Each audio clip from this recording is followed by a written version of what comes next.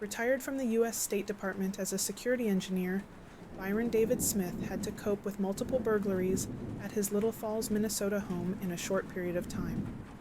He equipped his home with an alarm system that included many video cameras pointed in different directions. Then, on Thanksgiving in 2012, he waited while sitting with a rifle in his basement. That day's footage shows Smith pulling his truck out of the driveway before the break-in to give the impression that he wasn't there. An hour later, two teenagers wearing hoodies are observed scoping the area before going inside. Haley Elaine Kiefer, 18, and her 17-year-old cousin Nicholas Brady were not carrying any weapons. Haley and Nicholas were later suspected of robbing a retired school teacher earlier that day. Smith had suspected them of being involved in at least some of the earlier break-ins at his home. Smith had a tape recorder going while he waited in his basement. Hours worth of audio recordings document him lying in wait, even down to the sound of breaking glass and the encounter that followed. The audio recorded the shots that were fired as well as words made by Smith both during and following the killings, such as, "I refuse to live in fear.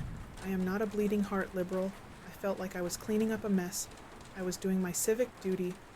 I don't see them as human. I see them as vermin."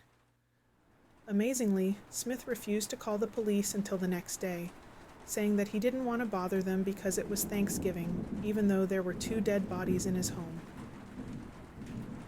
On Thanksgiving Day 1991, 56-year-old pilot Bill Nelson was repeatedly stabbed in the chest and stomach by his 23-year-old fashion model wife, Omaima Nelson. She then grabbed the clothes iron. Omaima pummeled Bill to death with the iron while he flailed, until the heavy iron literally shattered in her hand. Omaima stated that she had become enraged with Bill because of his sexual assaults and other mistreatment of her. According to reports, he had even pimped out his beautiful bride to slimy old creeps in exchange for money, rent, and, in one instance, a car. Bill finally passed away, and Omaima butchered him on the kitchen floor. Then, after boiling his hands in oil to get rid of the fingerprints, she placed his head in the freezer to eventually break out his teeth. Omaima took great pleasure in castrating her spouse as a symbolic act of retaliation. Father and son had been fighting for the majority of Thanksgiving Day over the son not helping with chores, according to an arrest affidavit written by a detective at the time of the crime. What chores they were bickering over was unknown. The victim's mother, 75-year-old Marjorie Oliver, requested her son leave the house at the time, but he refused. After that, the father walked to a bedroom upstairs, took out a revolver from the nightstand drawer, and proceeded to confront his son, Keith Oliver, in the garage. Oliver told detectives that he and his son exchanged about 5 words before he shot him one time.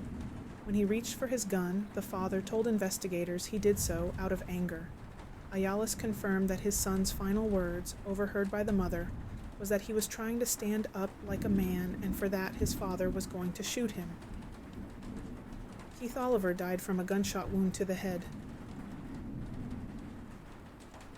After a Florida man finished his dinner, he left the table, came back with a handgun, and opened fire on family members, killing 4 people in a 2009 Thanksgiving Day shooting spree. Paul Michael Merhige, 35, of Miami, Florida, was related to all of the victims. According to the police, the suspect had a history of animosity toward family members. There were 17 guests at the holiday dinner massacre. A neighbor was asked for help by family members, so she called 911. The victims, Carla and Lisa Knight, 33, his twin sisters, Michaela Sitton, 6, a second or third cousin, and Raymond Joseph, 76, an aunt, were all related to the murderer. After being injured by a bullet, Patrick Knight, 37, the 5th victim and Lisa Knight's husband, received treatment and was later released from St. Mary's Hospital in West Palm Beach, according to the police. Clifford Gabarra, a 52-year-old cousin, was also injured. The gathering was held in the Jupiter residence of James Sitton, the father of the deceased girl and a photojournalist for Florida's WPTV station. The youngest victim, who was shot while sleeping in her room, died in St. Mary's Medical Center after being transported there by helicopter. During the attack on his family, a family member recalled Paul exclaiming that he had waited a full 20 years to do this.